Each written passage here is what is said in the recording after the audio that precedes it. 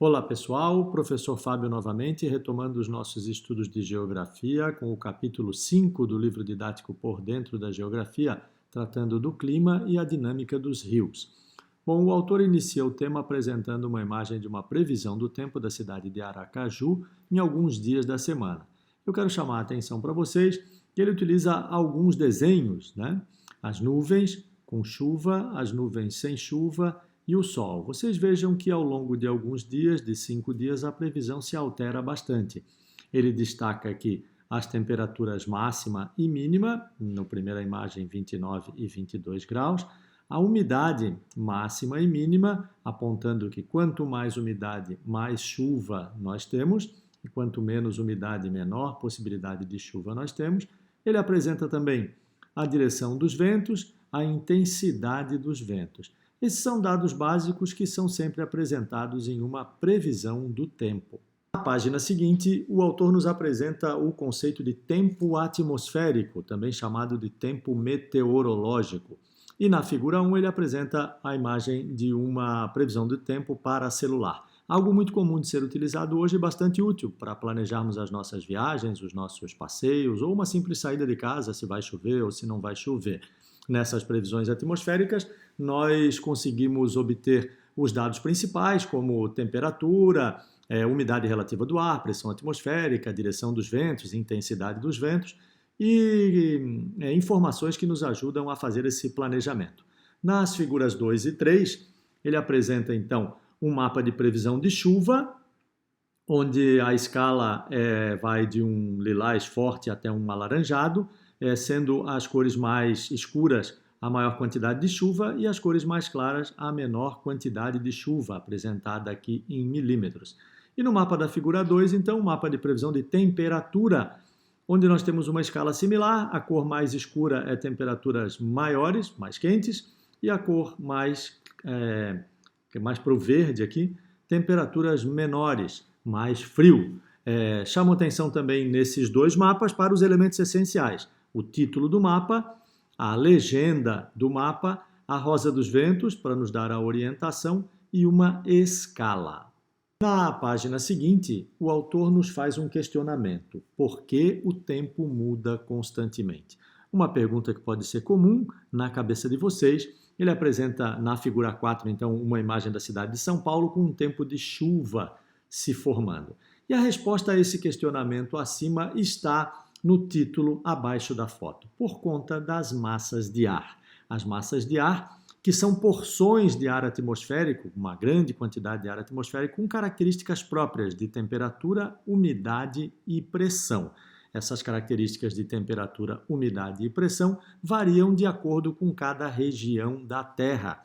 Por exemplo, se tivermos uma massa de ar se formando sobre os oceanos, ela será mais úmida. Uma massa de ar se formando sobre o continente tem a tendência de ser mais seca. Uma massa de ar se formando sobre uma região quente deve ser mais quente. Uma massa de ar se formando sobre uma região fria deve ser mais fria. Dessa forma, então, em diferentes regiões da Terra, nós temos diferentes massas de ar se formando. E essas diferentes massas de ar circulam de uma região para outra, provocando então as mudanças constantes no tempo. A atmosfera de duas massas de ar com características diferentes é chamado de frente. Nas figuras 5 e 6, nós temos o exemplo de uma frente fria e de uma frente quente. Quando temos uma frente fria, podemos observar que o ar frio, mais pesado, mais denso, ele avança por baixo, fazendo com que o ar quente suba rapidamente. Essa subida do ar quente faz com que a umidade do ar se condense e se transforme em nuvens que vão ocasionar chuva. Então, sempre que temos um encontro de massas de ar com características diferentes, a chamada frente, temos a chuva associada. Numa frente quente, a situação é inversa, ou seja, o ar quente é que é predominante, é o mais forte, e como ele é mais leve, menos denso, ele avança por cima, expulsando o ar frio que está embaixo. Em ambas as situações, acontece no contato das duas massas de ar o fenômeno da chuva. Falando de chuva, o autor chama a atenção de dois outros tipos de chuva, a chuva de convecção e a chuva orográfica. A primeira delas é aquela chuva ocasionada nos dias quentes de verão, como demonstra a figura número 7. Nós temos um grande calor durante o dia, isso faz com que aconteça grande evaporação da umidade que está sobre a superfície terrestre. Essa umidade acaba criando nuvens e essas nuvens, normalmente aí pela metade da tarde, não suportam mais toda aquela umidade e isso se transforma em chuva. São as chamadas chuvas convectivas. Na figura 8, nós temos a demonstração daquilo que é chamado de chuva orográfica.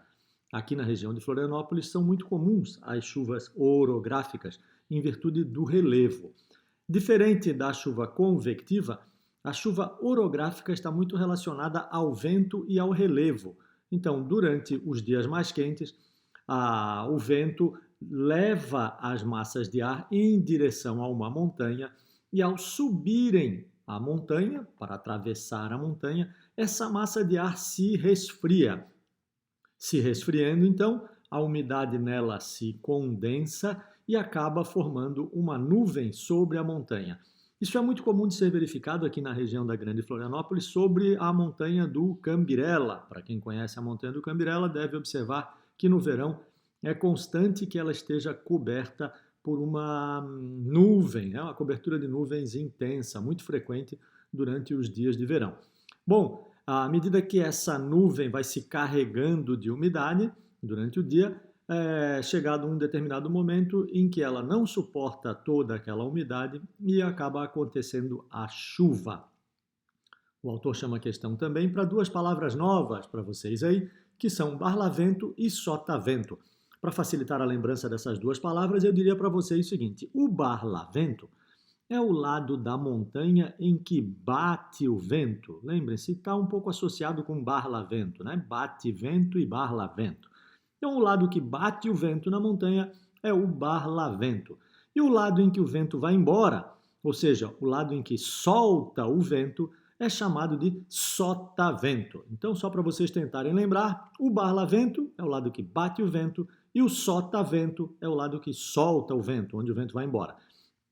Se acompanharmos o movimento das massas de ar, veremos que no barlavento existe grande umidade, porque a massa de ar está batendo aqui.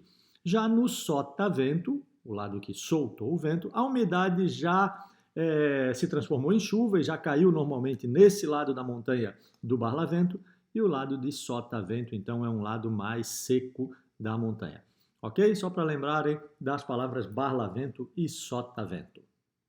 Até o momento estudamos, então, os elementos que influenciam na mudança do tempo. O tempo, então, que muda rapidamente de uma hora para outra do dia, influenciado por alguns elementos que já estudamos. A partir de agora, no item 2, estudaremos os elementos que influenciam no clima. O clima, diferente do tempo, é duradouro, né? O clima é constante, o clima é característico de uma região. Ele não se altera de uma hora para outra do dia. O que muda é o tempo. Então, quando estudamos o clima, vemos que existem diversos elementos que fazem parte da sua composição, como a umidade, a pressão atmosférica, a temperatura, também as massas de ar que já estudamos, a latitude que estudamos no capítulo anterior, a altitude, as correntes marítimas, a proximidade em relação ao mar e ao relevo. Cada um desses elementos serão estudados individualmente, iniciando agora pela pressão atmosférica, altitude e temperatura. O autor nos apresenta um gráfico, aqui na figura 9, no qual a altitude está representada aqui do lado esquerdo, nessa coluna vertical, e a pressão atmosférica está representada aqui embaixo, nessa linha horizontal. Bom, unindo os dois quadrantes, o autor descreve uma linha alaranjada, aqui vocês podem observar essa linha alaranjada, e ela conecta diferentes altitudes a diferentes pressões atmosféricas. Então, nós podemos ver que aqui, ao nível do mar, a pressão atmosférica é a padrão, 1013,25 milibares. Estamos no mar. E lá em cima, no alto de uma montanha, nesse caso ele está representando o Monte Everest, com mais de 8.800 metros, 8,8 quilômetros, nós temos uma pressão atmosférica estimada aí em 200 e um pouquinho milibares, assim.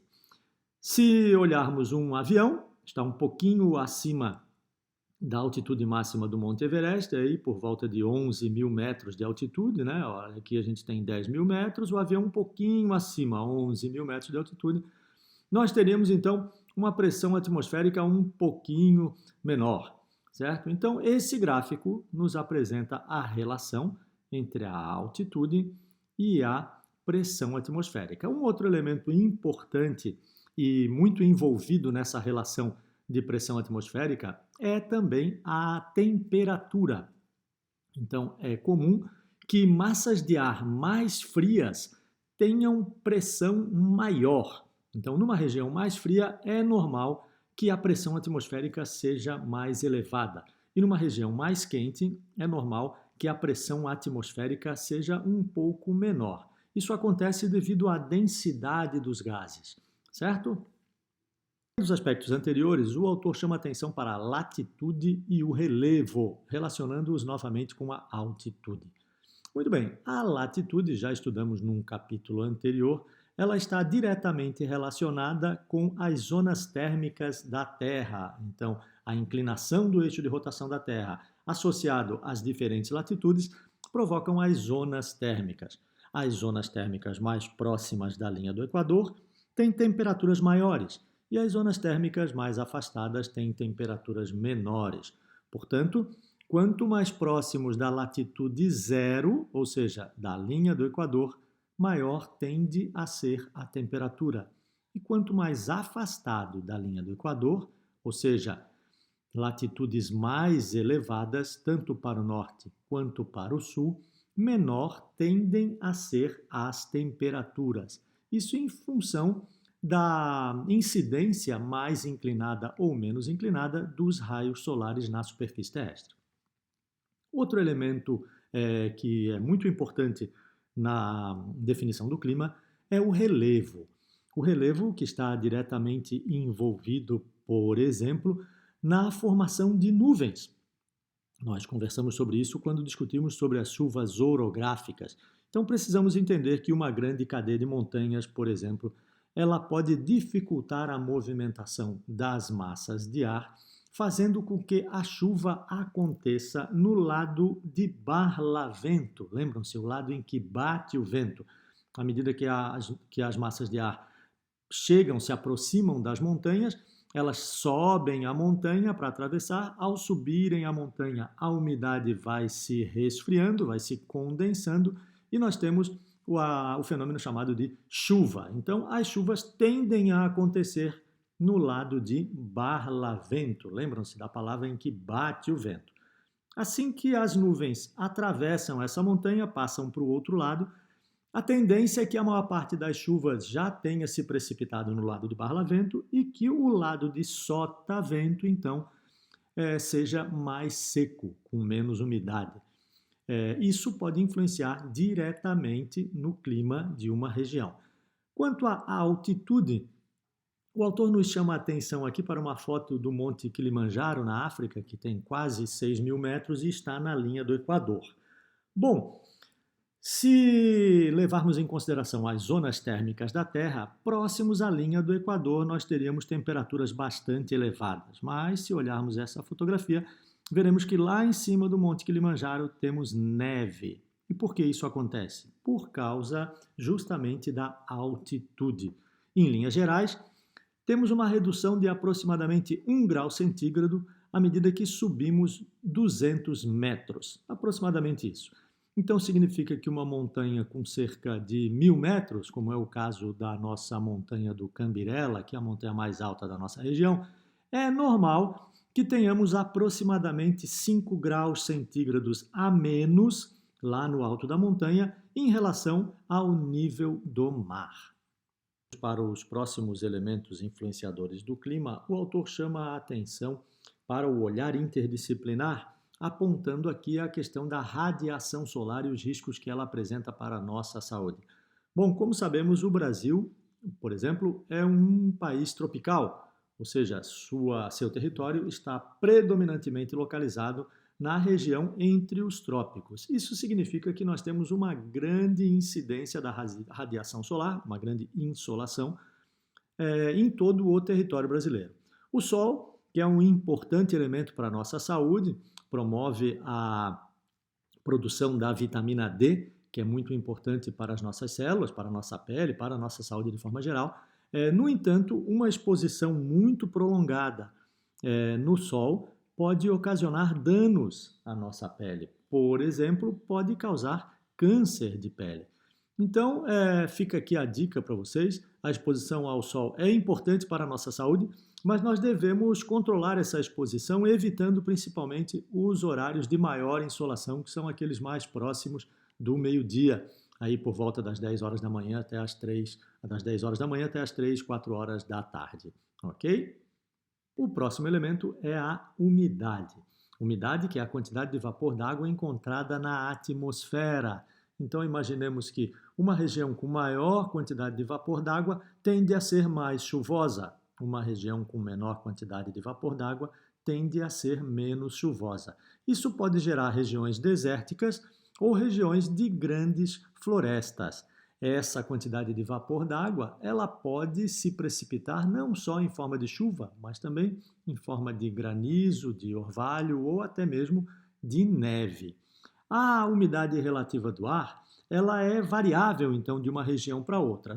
Na figurinha 13, no mapa da figura 13, nós vemos o Brasil e a variação da umidade relativa do ar em determinadas regiões. Então, podemos ver que a região amazônica é a região com maior umidade relativa do ar, passa até de 90%, quase 100%, nós temos chuvas frequentes.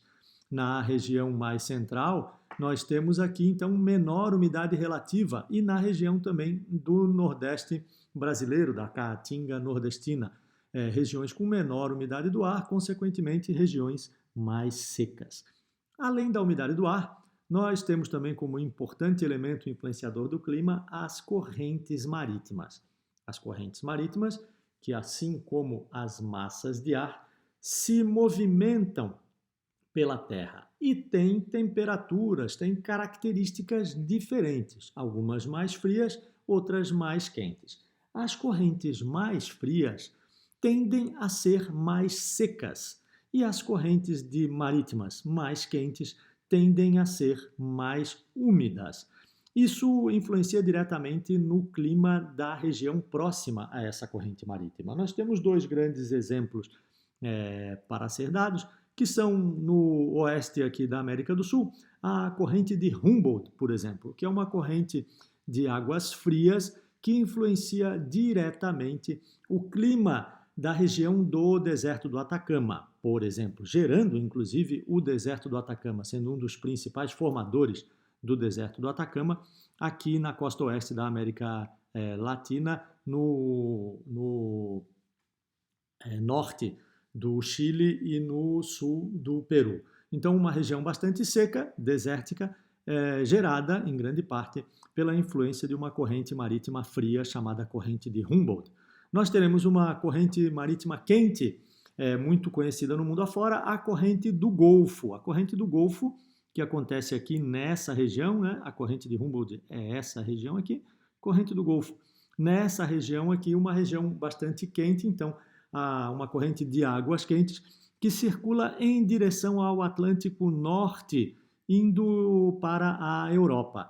Essa corrente de águas quentes acaba ocasionando climas mais úmidos, em temperaturas um pouco mais amenas, em algumas regiões do Atlântico Norte, que são de elevada latitude e, portanto, deveriam ter climas um pouco mais frios. Mas a influência, então, de uma corrente marítima quente acaba provocando um pouco de elevação na temperatura dessas regiões. Temos aqui, então, influência da corrente do Golfo na Europa, no norte da Europa, e influência da corrente de Humboldt aqui no oeste da América Latina, influenciando diretamente na formação do deserto do Atacama, que é essa figurinha aqui de baixo. Então, a maior proximidade de grandes massas de água, um oceano ou um grande lago, por exemplo, influenciam diretamente nas características do clima. É o fenômeno chamado de continentalidade e maritimidade. Em linhas gerais, podemos dizer que a água absorve a temperatura, a radiação solar, de maneira mais lenta e também dissipa essa radiação, essa temperatura, esse calor, de maneira mais lenta do que a Terra. Então a Terra se esquenta mais rápido, mas também se resfria mais rápido. Já a água se esquenta mais lentamente, mas também se resfria mais lentamente. Por conta disso, a variação entre os meses de temperatura, entre os meses de inverno e de verão, nas regiões mais próximas do mar ou de grandes corpos d'água, tende a ser menor do que naquelas regiões muito afastadas de grandes corpos d'água. Portanto, esse é o fenômeno da continentalidade ou maritimidade. Quanto mais próximos do mar, temos a influência da maritimidade. Quanto mais afastados do mar ou de um grande corpo d'água, temos a influência da continentalidade. Então, a maritimidade gera temperaturas mais equilibradas entre verão e inverno. Já a continentalidade gera temperaturas mais diferentes, mais extremas entre o verão e o inverno. Quanto à brisa marítima e à brisa terrestre, essas agora influenciam no dia a dia. Então, a circulação das massas de ar, que acontece sempre de uma região de maior pressão para uma região de menor pressão, é alterada durante o dia e a noite, justamente por conta da temperatura da Terra e da água. Então, durante o dia, como a Terra costuma ter uma menor pressão do que o mar, os ventos tendem a rumar do mar para a Terra. Essa é a chamada brisa marítima, né? A brisa que vem do mar. Já durante a noite, a temperatura da água tende a se manter um pouco mais elevada do que a temperatura da Terra. Esse fenômeno ocasiona uma baixa pressão na superfície do mar e uma pressão mais elevada na superfície da Terra, fazendo com que aquele ar existente nessa região circule da Terra para o mar, ocasionando o que nós chamamos de brisa terrestre. Então, para aqueles de vocês aí que têm uma certa afinidade com o mar ou estão constantemente próximos à praia, podem observar esse fenômeno com grande frequência. Durante a noite ou no início da manhã, é comum que tenhamos ventos da terra para o mar. E durante o dia, à medida que o dia vai se aquecendo, é comum que os ventos soprem do mar para a terra. É claro que esse fenômeno das brisas marítimas e terrestres só acontecem quando nós não temos uma grande intensidade de vento acontecendo, né, por conta de uma grande massa de ar predominando na região. Esse fenômeno acontece exatamente, é uma brisa, certo? Uma brisa marítima, uma brisa terrestre, ele acontece predominantemente em períodos que não temos um vento muito forte predominando. Então, a influência dos fatores no clima, temos então a vegetação. Vegetação e clima que são aspectos diretamente relacionados, ou seja, a vegetação influencia no clima, assim como o clima influencia na vegetação. Então, tomemos como exemplo uma floresta como a amazônica, uma floresta de grande densidade, muitas árvores, árvores grandes, e numa região bastante quente, região tropical. Em alguns lugares, a floresta amazônica está até sobre a linha do Equador, ou seja, na região equatorial. Nesse caso, a chamada evapotranspiração, ou seja, podemos fazer uma analogia conosco aqui, o suor das plantas, elas liberam umidade para o ar. Essa liberação de umidade no ar faz com que o ar fique um pouco mais úmido e, em consequência disso, a temperatura seja um pouco reduzida. Além disso, essa grande quantidade de vegetação, de árvores, também impede a chegada de toda a radiação solar no solo, um pouco porque as plantas absorvem a radiação solar para fazerem a fotossíntese, outro porque as próprias copas das plantas impedem a passagem da radiação solar, fazendo sombra no chão. Isso faz com que a temperatura também se reduza um pouco. Bom, essas características associadas fazem com que a temperatura da região acabe sendo um pouco mais amena do que se não houvesse as árvores. Se nós pegarmos o exemplo oposto, uma região desértica, na mesma latitude, nós veremos que as temperaturas, nesse caso, serão muito mais extremas, porque não existe quase cobertura vegetal para proteger o solo, então o solo receberá toda aquela radiação solar e, como já sabemos, o solo se aquece rapidamente. Teremos pouca umidade no ar, porque temos poucas plantas, então quase não existe o fenômeno da evapotranspiração. Então a umidade jogada pelas plantas no ar seria mínima e, por consequência disso, as temperaturas seriam mais extremas numa região com menor vegetação, consequentemente climas mais secos. Aí, assim. Nas figurinhas 18, 19, 20 e 21, o autor nos apresenta então um climograma que nos dá uma visão mais clara dessa questão da variação de temperatura e precipitação durante o ano. Na figura 18, nós temos o climograma de Belém, no Pará, que é um clima equatorial, nós temos a floresta amazônica presente lá também. Podemos ver que durante o início do ano nós temos grande pluviosidade, ou seja, grande quantidade de chuva, medida pela coluna do lado esquerdo do gráfico, precipitação, e já a partir da metade do ano a quantidade de chuva se reduz, mas ainda continua bastante significativa. E as temperaturas, agora medidas no lado direito do gráfico, se mantêm mais ou menos constantes, né, na casa dos 25 a 30 graus aí, entre todos os meses do ano. Já na figura 19, temos o climograma da Namíbia, né, um clima semiárido. E agora, nesse caso, nós vemos que a quantidade de chuva é muito menor nos meses iniciais do ano e um pouquinho aí nos meses finais do ano. No meio do ano a gente tem quase zero de chuva, ou zero, como demonstra o gráfico aqui. Nesse caso, nós podemos ver que a variação de temperatura média durante o ano, se reduz bastante durante o período daí dos meses de maio, junho, julho, agosto e setembro. Se formos para a figura 20, o climograma de Singapura, que tem clima tropical, nós veremos que a quantidade de chuva distribuída durante todo o ano, essas barrinhas azuis, é muito similar, né? A variação é pequena aqui, mesmo nos meses de menor quantidade de chuva, ainda tem uma boa quantidade de chuva. Por conseguinte, se olharmos o lado da temperatura, essa linhazinha vermelha, durante todo o ano a temperatura se mantém mais ou menos estável. Claro, essa barrinha vermelha representa a temperatura média, né? Não significa que durante todo o ano a temperatura não passa aí de 25, 26 graus.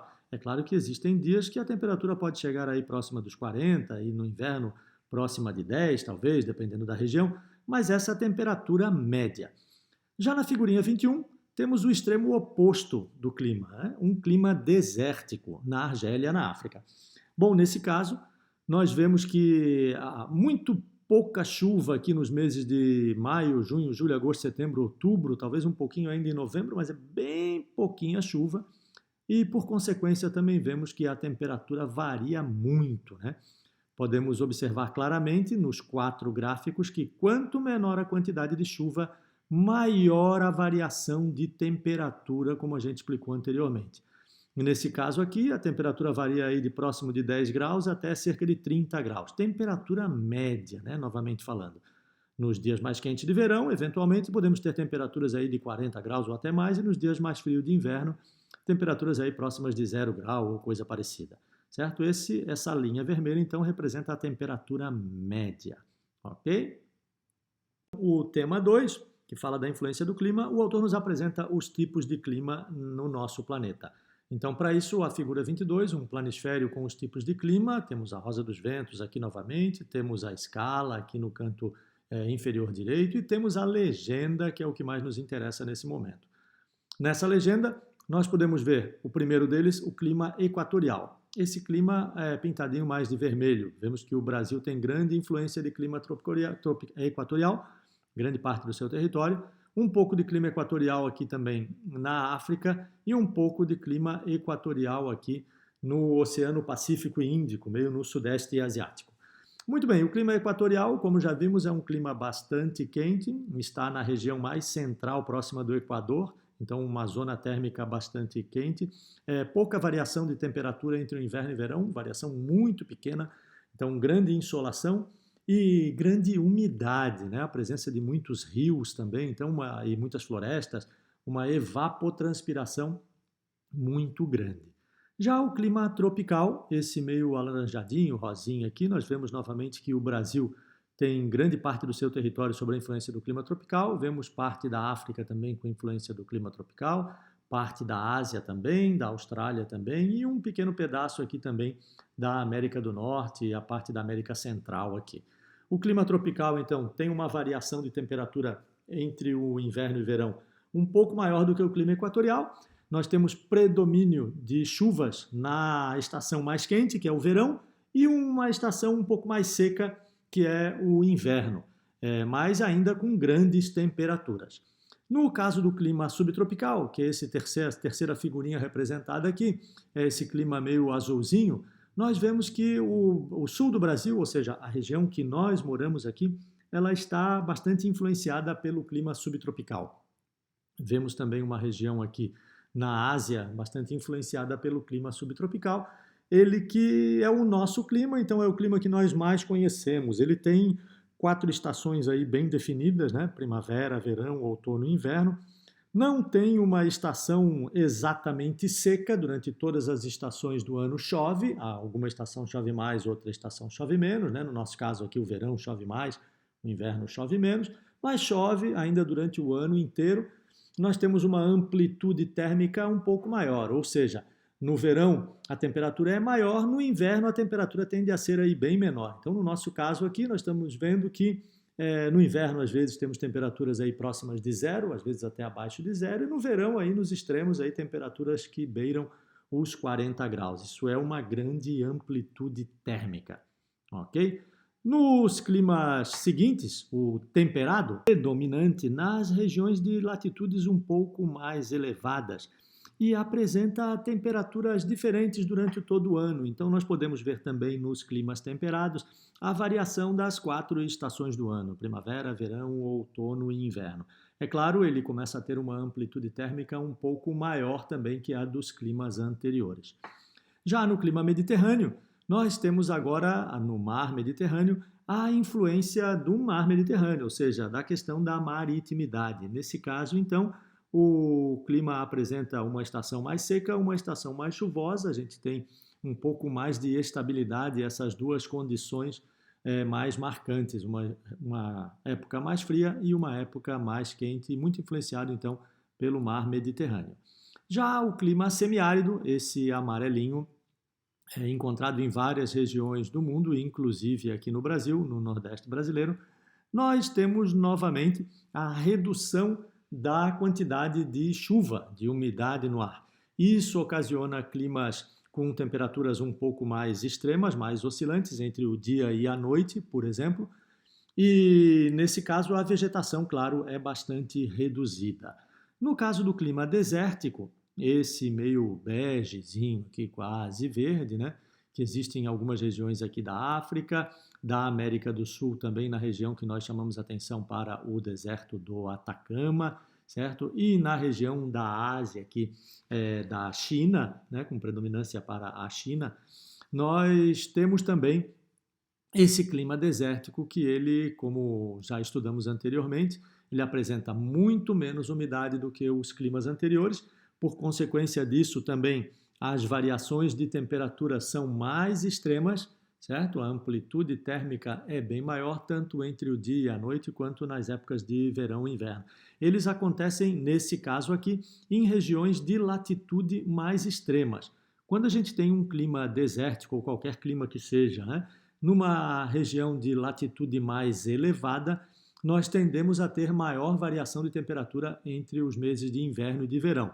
Nesse caso aqui do clima desértico, numa região de latitude mais baixa, né, mais próxima da linha do Equador, a variação de temperatura entre o inverno e o verão é menor, mas entre o dia e a noite ainda continua bastante intensa, né? Ok? Então, diferenças aí entre os climas desérticos aqui da região africana e da região, por exemplo, da Austrália e da Ásia. 3 climas desérticos, mas que terão maior variação de temperatura entre o verão e o inverno. Já esse verdinho, azulzinho aqui, é o clima frio, como o próprio nome diz, ele é frio, acontece aí em latitudes bastante elevadas, né, com predomínio aqui para a região do hemisfério norte, que é a região que concentra mais terras aí em latitudes elevadas. Ele apresenta também, como é mais frio, né, lembram-se, quando a gente falou de massas de ar mais frias, elas são com menor umidade, certo? Menor umidade, consequentemente nós temos menor quantidade de chuva nessas regiões. O próximo é o clima marronzinho, chamado frio de altitude.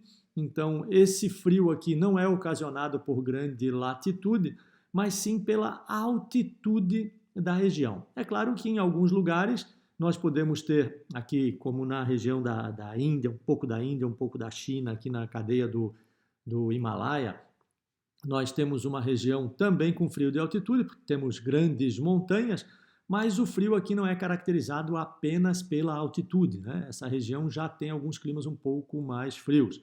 No caso aqui da Cordilheira dos Andes, nós temos uma região às vezes até equatorial, e ainda assim com algumas regiões ali com frio de altitude devido às grandes montanhas. Já por último aqui, o clima polar, esse cinza acontece nos extremos aqui, próximos ao polo, né? Aqui no hemisfério sul, na Antártida, e no hemisfério norte, aí, no Círculo Polar Ártico. Ele, como o próprio nome diz já, né? Próximo aos polos, é muito frio, a umidade também é pequena, a precipitação também é pequena, né? Em forma de chuva, e a grande quantidade de gelo acaba ocasionando muita reflexão dos raios solares, mesmo nos meses de verão, o que acaba não permitindo que essa radiação seja absorvida por aquela região ali e a temperatura permanece ainda fria mesmo nos meses de verão, ok? Bom, pessoal, dessa forma terminamos os tipos de clima e o próximo item é a circulação geral da atmosfera para a próxima videoaula.